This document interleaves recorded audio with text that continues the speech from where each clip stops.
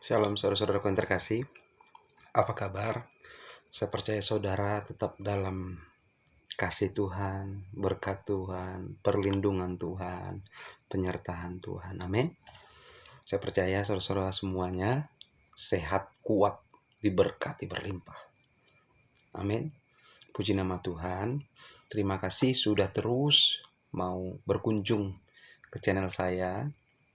Channel ini khusus untuk memberitakan firman Tuhan, apa yang saya rasa Tuhan menuntut untuk saya sampaikan kepada khayalak ramai, kepada umat Tuhan, kepada siapa yang mau mendengar, dan saya percaya itu akan menjadi berkat, itu akan menjadi tuntunan, dan itu akan menjadi satu kebahagiaan yang bertambah dalam kehidupan saudara. Amin. Nah, saudara-saudara yang terkasih, topik kita hari ini adalah melakukan perkara kecil ke arah perkara yang besar. Nah, saudara-saudara yang terkasih, banyak orang memikirkan untuk bisa melakukan perkara yang besar, menyembuhkan orang yang sakit, ya kan? Membangkitkan orang yang mati, bahkan ingin melakukan mujizat-mujizat, ya, tanda-tanda di langit dan lain sebagainya. Nah, itu perkara-perkara yang menurut kita perkara besar karena membuat banyak orang takjub. Amin. Apakah itu salah? Enggak salah. Tetapi saudara-saudara yang terkasih, kita semua diberikan Tuhan porsi dalam kerajaannya. Ada yang terpanggil akan menjadi gembala, ada yang terpanggil akan menjadi rasul, ada yang terpanggil akan menjadi penginjil, dan ada yang terpanggil menjadi guru, dan ada yang terpanggil untuk menjadi nabi. Saudara-saudara terkasih, semua itu adalah pelayanan. Itu semacam kayak puzzle, di mana itu akan saling melengkapi. Tadinya kalau sendiri-sendiri begini, renggang, tetapi akan menjadi terpenuhi kalau semuanya nyatu. Jadi kita bisa melihat semua pelayanan, besar kecil, itu mempermuliakan nama Tuhan, memperlihatkan, mempertunjukkan, atau membuat satu gambaran besar, yaitu keilahian Tuhan Yesus Kristus. Amin. Nah, jadi topik kita melakukan perkara yang kecil ke arah perkara yang besar. Amin. Puji Tuhan. Oh,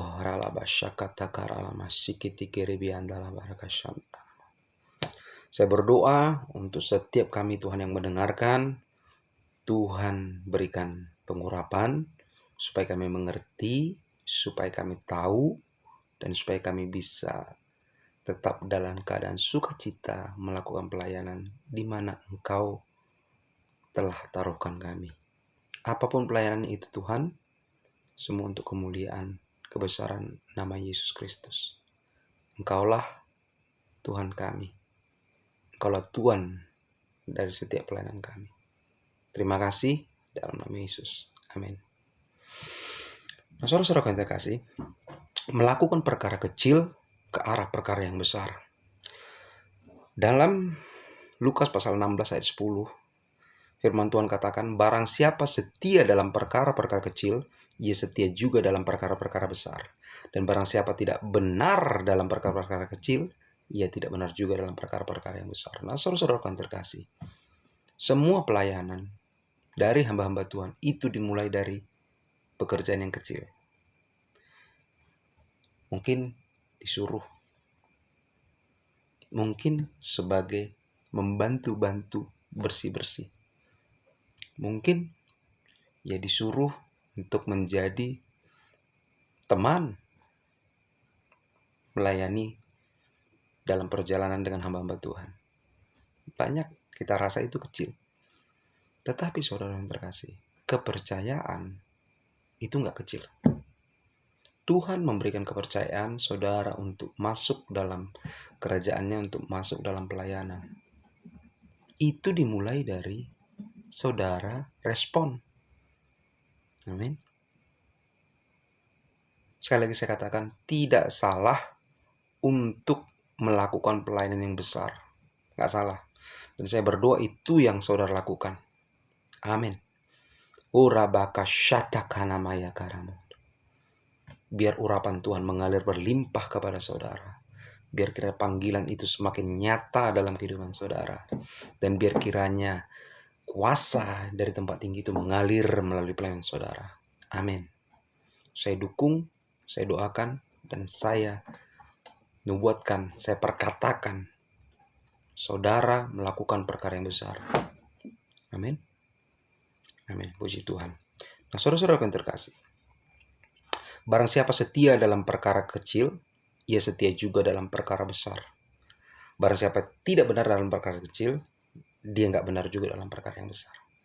Nah, saudara-saudara yang terkasih, saudara pernah nggak melihat orang atau penjual gorengan ya yang di pinggir jalan? Penjual gorengan ini menjual berbagai macam gorengan. Ada tahu isi, ada goreng pisang, ada ubi goreng, ya, ada godok-godok, ada bakwan, risol, dan lain banyak macamnya, saudara. Tetapi saya pernah membeli atau berkunjung pada satu gerobak gorengan di pinggir jalan ketika saya berjalan di jalan raya. Dalam perjalanan saya melihat ada gorengan yang menggiurkan sekali. Kenapa? Dia menjual gorengan berbagai macam. Lebih dari 5 macam. Nah, saudara-saudara yang terkasih, itu membuat saya tertarik. Gimana ya rasanya? Pengen coba, pengen beli. Amin. Nah, saya beli, saudara. Beli cuma 10.000, nggak banyak. Saya beli berbagai macam. Goreng pisang, tahu isi, bakwan, risol, ubi goreng. Saya beli. Saya pengen tahu rasanya. Emang enak, saudara. Tetapi ketika saya melihat penjual gorengan ini, mbak-mbak ini, dia memasukkan gorengan itu ke dalam plastik, saudara. Dia pilih mana nanti yang bentuk gorengan agak lebih kecil, itu dia masukkan. Padahal saya lihat itu gambar di setelengnya itu gorengannya lumayan besar. Tapi kenapa kok dipilihnya kecil-kecil semua dimasukkan ke dalam? Saya pun nggak tahu. Tapi saya hanya bisa menduga. Aduh, sayang sekali ya. Orang datang ke tempat kamu jualan itu karena terpesona, tergiur dengan apa yang kamu sajikan, apa yang orang bisa lihat. Tapi ternyata kamu memberikan yang tidak seperti yang dibayangkan oleh pembeli. Apakah saya sebagai pembeli komplain? Enggak, karena itu pengalaman pertama, enggak komplain. Tetapi apakah itu akan menjadi pengalaman kedua? Belum tentu. Kenapa? Karena saya ada memori. Waduh, ini penjual gorengannya kalau kita beli, kalau nggak kita pilih sendiri, maka dia akan memasukkan goreng-gorengan yang kecil-kecil, yang mungil-mungil, dan yang besar-besar itu akan selalu ditampilkan di setelengnya supaya menggiurkan banyak orang yang melihatnya ketika lewat. Saudara yang terkasih, ini adalah salah satu contoh bahwa seseorang itu tidak setia dalam perkara kecil.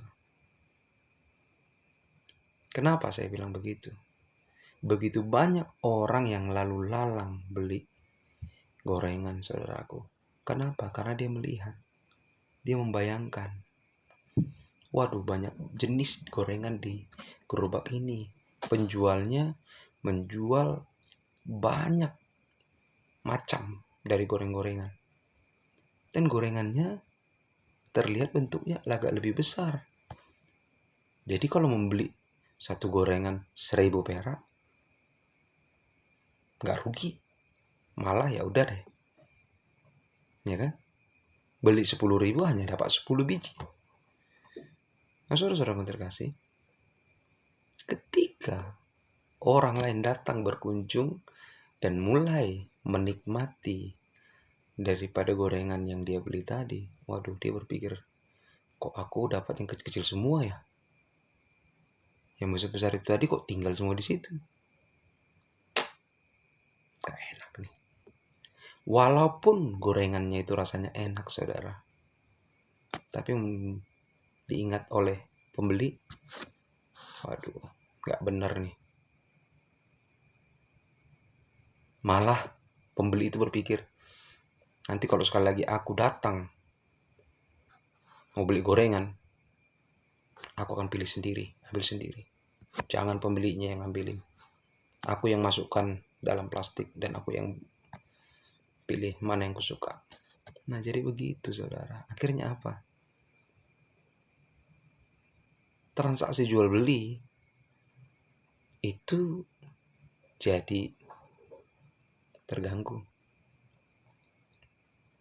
Yang menjual berharap jualan gorengannya laku semua.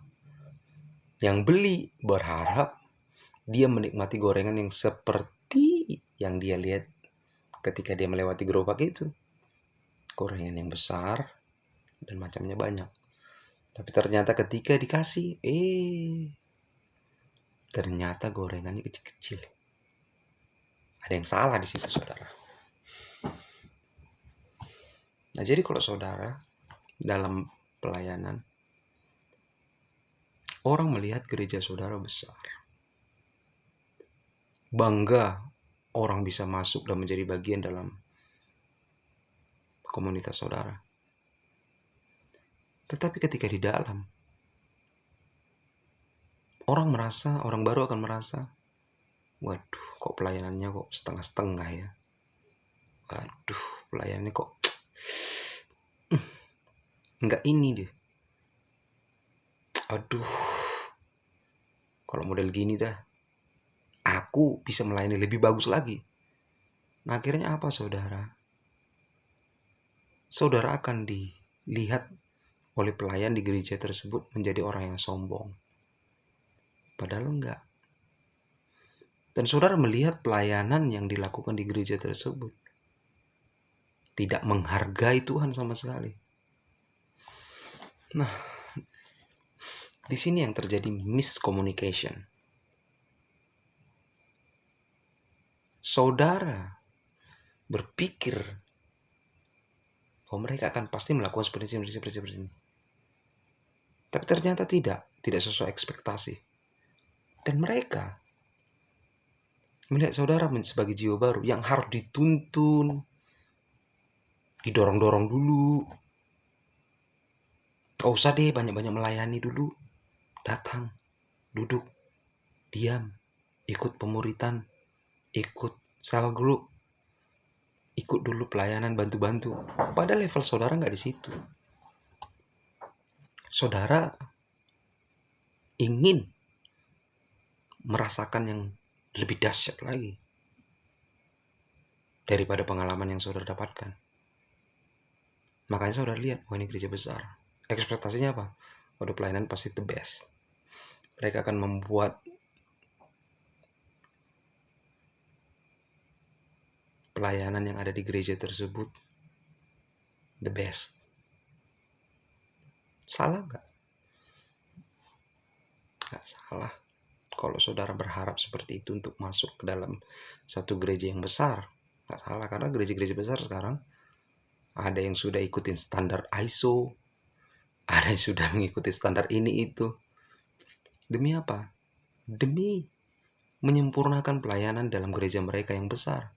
Karena gereja besar itu melayani bukan cuma orang-orang miskin, orang-orang yang belum percaya Tuhan, tapi mereka itu melayani juga orang-orang yang sudah puluhan tahun menjadi seorang Kristen, belasan tahun melayani Tuhan.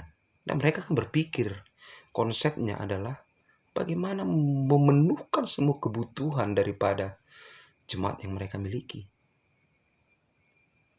Amin. Saya harap saudara tidak salah mengerti dengan apa yang saya katakan ini. Sebab, kalau saudara ingin melakukan sesuatu, lakukanlah dengan baik. Terbaik kalau bisa. Semampu saudara. Memang udah itu ya, mentoknya. Itu yang udah paling baik. Amin. Dan Tuhan akan menambahkan pengalaman-pengalaman baru. Kemampuan-kemampuan yang lebih meningkat lagi. Amin. Nah, jadi saudara-saudara yang terkasih,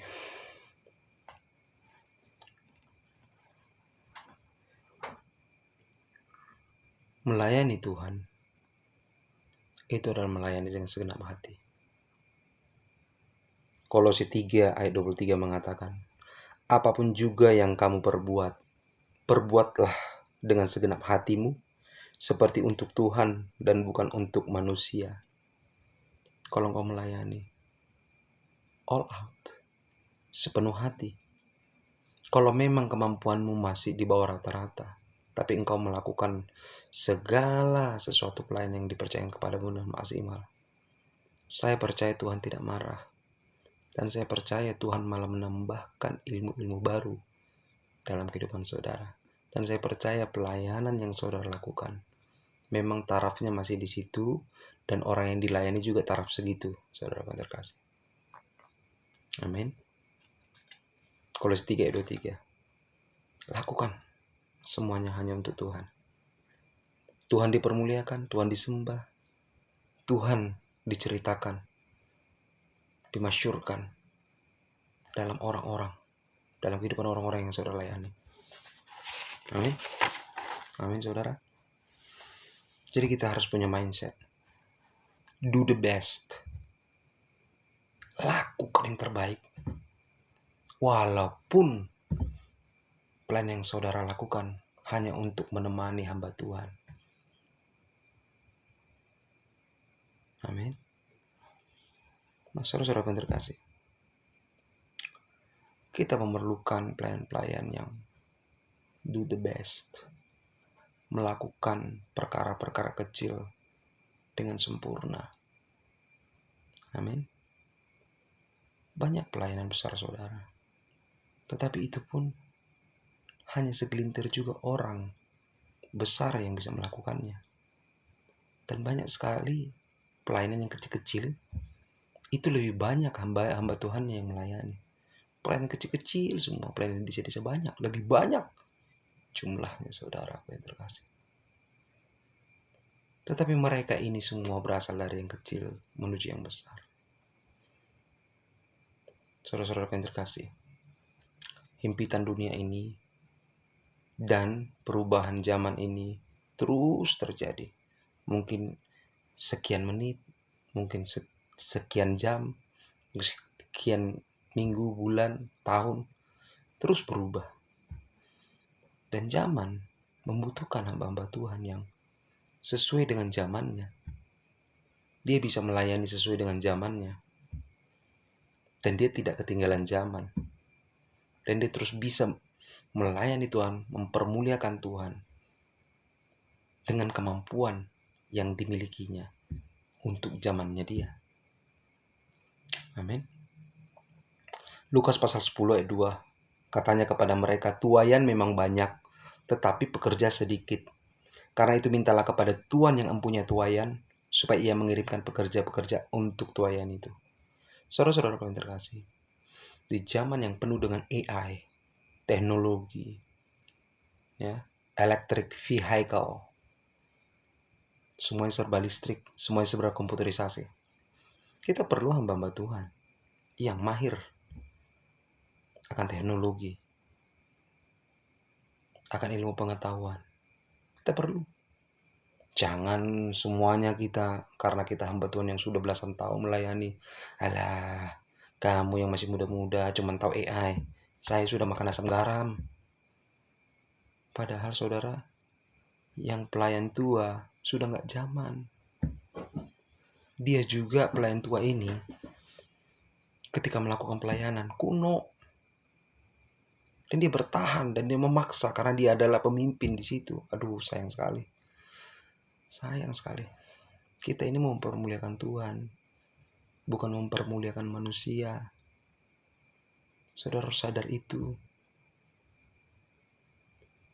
Amin. Jadi kalau saudara sudah melayani Tuhan pada zaman saudara, dengan kemampuan saudara, cukup. Gak apa-apa batasin diri saudara. Supaya apa? Beri ruang untuk Tuhan bekerja lebih leluasa lagi. Supaya dia membangkitkan orang-orang lagi, pelayan-pelayan baru. Yang memang dengan keterampilan yang baru juga. Jangan sampai begini. Tuhan melakukan gelombang transformasi. Tetapi kamu masih aja begitu-begitu saja. Oh, amin. Nah, saudara-saudara yang terkasih, pelayanan itu kita semacam ada jangkanya, ada tangganya, ada jargonnya, saudara. Di mana Yesus di atas dan kita hamba Tuhan melayani beberapa orang, ribuan jiwa misalnya, dan ribuan jiwa ini melayani lagi ribuan jiwa lagi berlipat-lipat kali ganda, dan ribuan jiwa ini lagi melayani lagi menjadi jutaan jiwa sampai ratusan juta, ratusan miliar saudara jiwa. Aduh. Ya. Generasi ke generasi ke generasi kalau kita hitung semua. Amin. Udah berapa banyak manusia? Saya nggak tahu lagi. Ada yang bilang jumlah manusia di dunia ini 2 miliar. Itu tahun berapa? Tahun Masehi berapa jumlah orang? Sudah banyak. Amin. Tahun-tahun sebelum kita banyak. Nah, jadi saudara-saudara terkasih, kita itu melayani Tuhan, diberikan kuasa, tapi bukan berarti kita itu akan menjadi selamanya memegang itu. Kita harus elevate, meningkat. Kita harus meningkat. Yang tadinya kita menjadi teman hamba Tuhan, kita mulai naik menjadi hamba Tuhan. Ketika kita sudah menjadi hamba Tuhan, kita mulai naik lagi menjadi penasehat. Ketika kita sudah menjadi penasehat, kita naik lagi menjadi bapak rohani. Setelah sudah menjadi bapak rohani, kita naik lagi, saudara yang terkasih.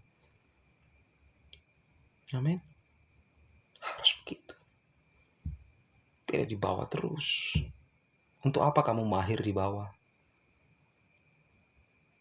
Sementara orang-orang yang di bawahmu itu pengen juga naik ke atas. Amin. Lukas pasal 10 ayat yang ayat 17 sampai 20. Saudara bisa baca di rumah nanti. Intinya demikian. Tuhan menunjuk 70 orang murid. Dia utus 22 orang melayani penginjilan.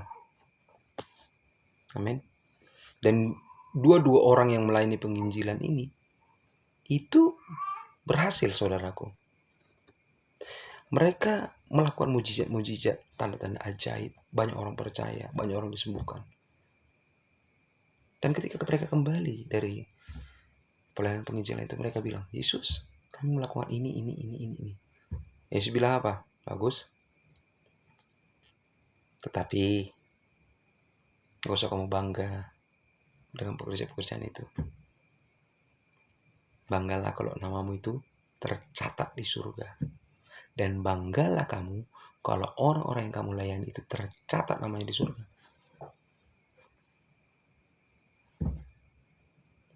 Nah, sekarang coba perhatikan dirimu. Kalau ada yang ngomong gitu langsung di hadapanmu, padahal kamu gembala senior di sana. Pak Gembala senior, janganlah kamu bangga dengan pengalamanmu itu. Saya rasa ada yang gak sanggup untuk mendengar itu. Ada yang langsung hamba Tuhan itu langsung sakit hati. Padahal itu gak salah. Gak bangga, gak usah bangga kita, saudara. Gak ada yang mau dibanggakan. Pelayananmu itu karena Tuhan yang kasih. Amin. Dan kamu bisa dalam posisi seperti itu karena Tuhan kasih anugerah. Emang saudaraku yang terkasih, sehebat apa sih kamu bisa membuat orang percaya kepadamu? Kan enggak. Orang yang masuk dalam pelayananmu, mau dibimbing, mau dibina, mau dipimpin oleh engkau, itu karena sukarela, nggak paksaan. Jadi jangan berpikir kamu itu pemilik. No, kamu itu pengurus yang mengurusi domba-dombanya Allah. Yesus Kristuslah pemilik mereka. Amin. Pastikan kamu itu mengerti. Supaya kamu jangan kebablasan. Tadinya Tuhan mau ngangkat kamu begini, kamu masih di situ aja terus. Amin. Jangan stagnan. Lawan stagnasi. Cara kerja dunia dengan cara kerja kerajaan surga itu berbeda, jauh berbeda. Ya, Lukas pasal 22 ayat 24 sampai 30. Saudara bisa baca di rumah. Lukas 22 ayat 24 sampai 30.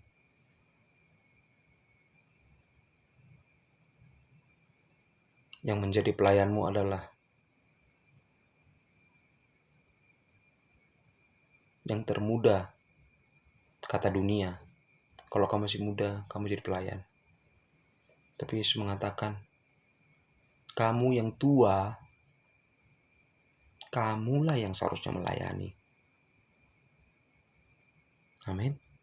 Coba bayangkan saudara, hamba-hamba Tuhan yang tua-tua ini, urapannya begitu luar biasa. Kefasihan lidahnya itu sangat luar biasa. Ketajaman dia itu untuk mendengarkan suara Tuhan luar biasa. Tetapi dia hanya duduk di meja dan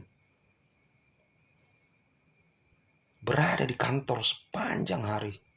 Dengan sofa, dengan kursi, senioritasnya, dengan AC yang sangat dingin. Makanan ada di sana, kopi ada di sana. Sungguh nikmat. Padahal urapanmu itu, hamba-hamba Tuhan yang sudah dewasa, sudah tua-tua, sudah banyak pengalaman. Pengurapanmu itu banyak. Pembelaan Tuhan dalam hidupmu sudah sangat banyak. Turunlah, layanilah, jangkaulah sebanyak mungkin orang. Jangan mau lalap aja dalam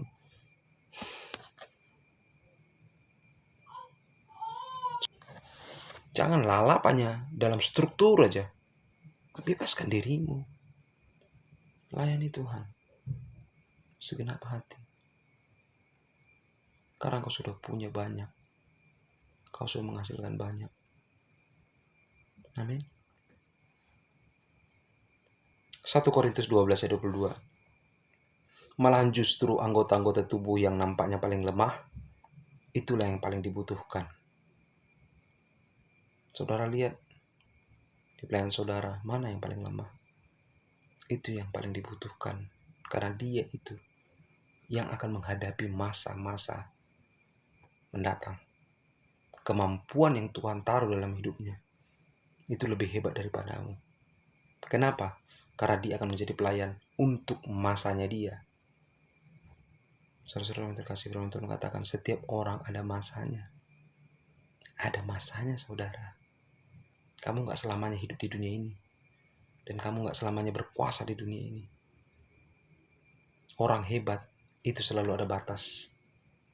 Dan orang hebat selalu akan diungguli dengan orang yang lebih hebat lagi di atasnya. Jadi jangan sempat kamu dipermalukan baru kamu sadar. Lebih bagus ikut, legowo saja, ikutin aliran Tuhan. Setialah dalam perkara kecil menuju perkara yang besar. Kalau kamu udah setia melayani dalam struktur, mungkin Tuhan mau membawa kamu lebih besar lagi. pelayanan bangsa-bangsa. Amin. Jangan batasi diri. Amsal 12 ayat 24. Tangan orang rajin memegang kekuasaan. Ya. Apapun yang kamu kerjakan itu, saudaraku yang terkasih, kamu bisa berkuasa kok. Amin. Asal kamu ulet. Ikutin terus pergerakannya. Lukas pasal 14 ayat 28 sampai 30. Sebab siapakah di antara kamu yang kalau mau mendirikan sebuah menara tidak duduk dahulu membuat anggaran biayanya, kalau cukup uangnya untuk menyelesaikan pekerjaannya itu, supaya jikalau ia sudah meletakkan dasarnya dan tidak dapat menyelesaikannya, jangan-jangan semua orang yang melihatnya mengejek dia sambil berkata, orang itu mulai mendirikan tetapi ia tidak sanggup menyelesaikan. Saudaraku yang terkasih, ketika kita melakukan pelayanan dengan perkara yang kecil, kita berpikir bisa melakukan perkara kecil ini dengan baik. Amin. Dan jangan mau terus langsung lompat ke dalam perkara besar.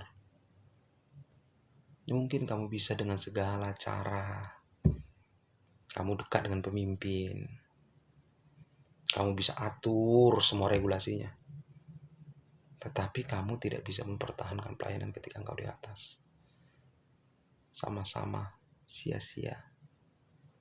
Lebih bagus kamu dikenal melayani sebagai seorang gembala. Kamu setia di sana, kamu memakai banyak pemimpin, banyak gembala, kemudian kamu pensiun, kamu dikenang orang menjadi seperti apa? Orang yang berhasil dalam hidupnya. Melayani dengan banyak buah. Daripada semua mau dikerjain. Pusing sendiri, capek sendiri, marah sendiri, benci sendiri. Dan mulai berprasangka buruk terhadap apa saja yang dilihatnya. Nah, ini bahaya. Bahaya, saudara. Amin. Bahaya. Maka dari itu, saudaraku yang terkasih, lebih elok kita mengerjakan hal yang kecil dan kita terampil di sana. Dan ketika kita selesai mengerjakannya, kita puas. Lalu kita memulai pekerjaan yang kedua dengan tingkat yang lebih tinggi. Amin. 1 Korintus 4 ayat 14 sampai 15. Hal ini kutuliskan bukan untuk memalukan kamu, tetapi untuk menegur kamu sebagai anak-anakku yang kukasihi. Sebab sekalipun kamu mempunyai beribu-ribu pendidik, dalam Kristus kamu tidak mempunyai banyak bapa. Karena akulah yang dalam Kristus Yesus telah menjadi bapamu oleh Injil yang kuberitakan kepadamu. Amin.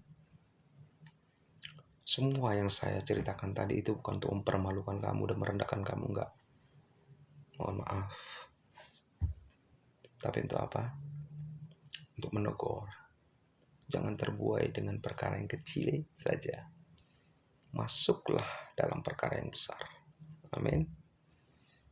Kamu sudah mampu di situ. Kamu sudah ahli, sudah expert. Dan kamu sudah mempunyai buah dalam pelayanan itu. Mari naik lagi. Amin. Jadi goal dalam pelayanan kita, saudara yang terkasih, adalah menjadi bapak rohani. Kamu punya anak-anak rohani, seperti Paulus mempunyai anak-anak rohani. Dan bagaimana seorang bapak? Dia melihat perkembangan anaknya. Dan dia melihat pekerjaan pelayanan yang sudah dimulai oleh bapak tadi dikerjakan oleh anak dengan lebih hebat lagi, lebih luar biasa lagi. Lebih berkembang lagi, lebih meningkat lagi, dan lebih mempermuliakan Tuhan lagi. Amin.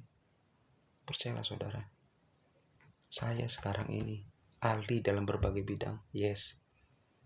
Tetapi kalau saya mengajarkan kepada anak saya hal yang saya lakukan, anak saya akan melihat ada hal yang harus disempurnakan dari semua cara kerjaku ini. Menjadi lebih baik, mereka anak-anakku ini akan mengerjakan pelayanan yang lebih baik lagi.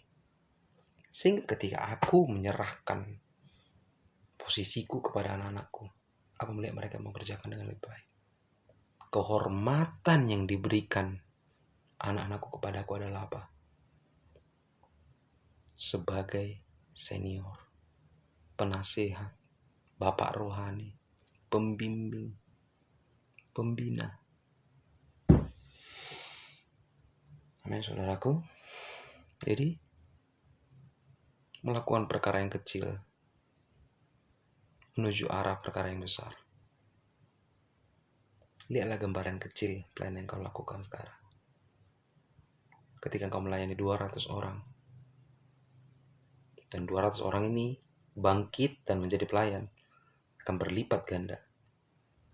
200 kali 200, 2 kali 24, 400. Maka engkau mempunyai 600 orang. Amin. Nah, itu kelipatannya, saudara yang terkasih. Haleluya.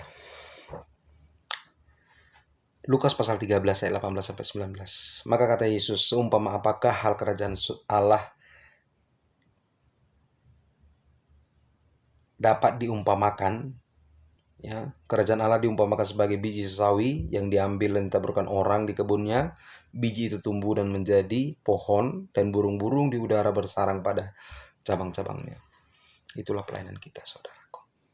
Ketika kita setia dalam perkara kecil. Engkau mungkin kecil pertama sebagai biji sesawi yang ditanam aja begitu, dan kau mulai tumbuh. Amin. Dan kau melihat ada juga pohon yang besar.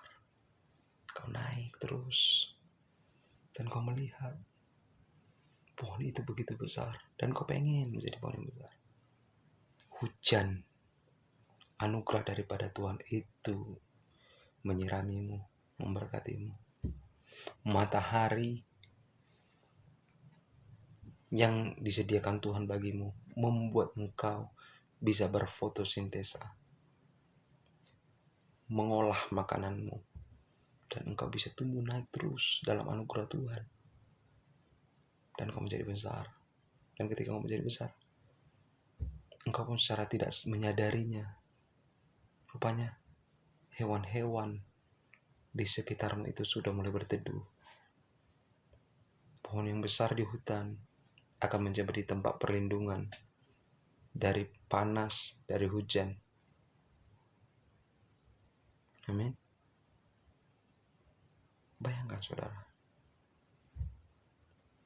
biji sawi yang kecil, burung-burung di udara bersarang, hewan-hewan di bawah tanah itu berteduh, singa berteduh, harimau berteduh, semut berteduh. Jadi pelayanan kecil yang saudara anggap sekarang ini bisa jadi besar, pasti jadi besar. Jiwa-jiwa yang kita anggap rendah justru membuahkan buah yang besar. Tuhan senang memberi perumpamaan sederhana yang dapat kita temui di mana saja, supaya kita bisa mengerti. Amin. Saudara yang terkasih, inilah doa dan harapan saya. Setialah dalam perkara kecil, maka akan Tuhan tambahkan perkara-perkara yang besar. Terampillah dalam perkara kecil, sehingga Tuhan mempercayakan perkara-perkara yang lebih besar lagi. Engkau lebih mudah, lebih gampang menguasainya, karena engkau sudah belajar bagaimana menguasai perkara yang kecil. Amin.